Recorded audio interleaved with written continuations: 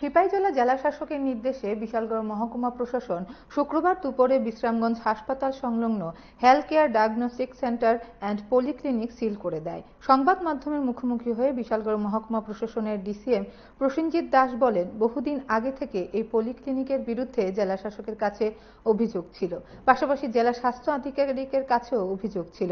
অভিযোগ হলো এই সেন্টারে যে চিকিৎসক সোনোগ্রাফি মেশিন অপারেট করতেন তাকে পরিবর্তন করা হয়েছে।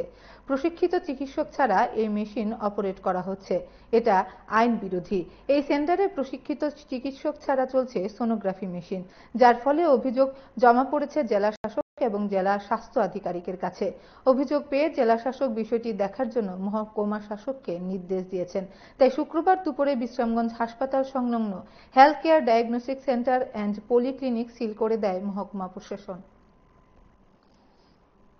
এটা আমাদের ডিস্ট্রিক্ট অ্যাডমিনিস্ট্রেশনের কাছে বহুদিন ধরে আমাদের সিএমও সাহেবের কাছেও আছে, যেটা একটা কমপ্লেন ছিল যে ওনারা বিশ্রামগঞ্জের যে ডায়াগনোসিস সেন্টারটা চালাচ্ছে, যেটার নাম হলো health care diagnosis centre and polyclinic.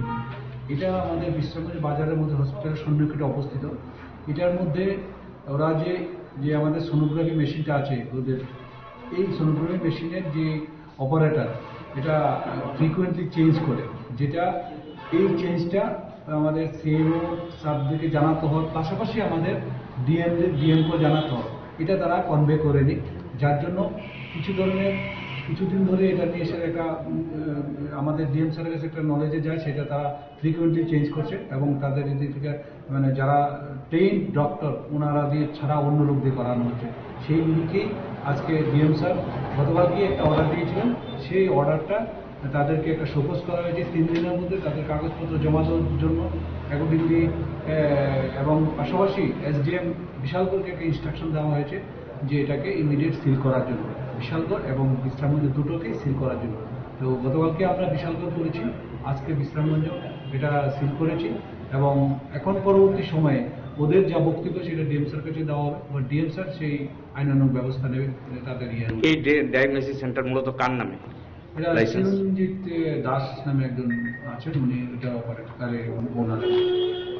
Sir এটা কোন ধারামূলে মূলত এই পিসি আর পিএনডিটি অ্যাক্ট 1994 অ্যাক্ট অনুযায়ী এটা হচ্ছে। তাদেরকে কি আগে সুপরিচিত করা হয়েছে? হ্যাঁ, সুপরিচিত দেওয়া হয়েছে, ডিএম কর্তৃপক্ষ দেওয়া হয়েছে।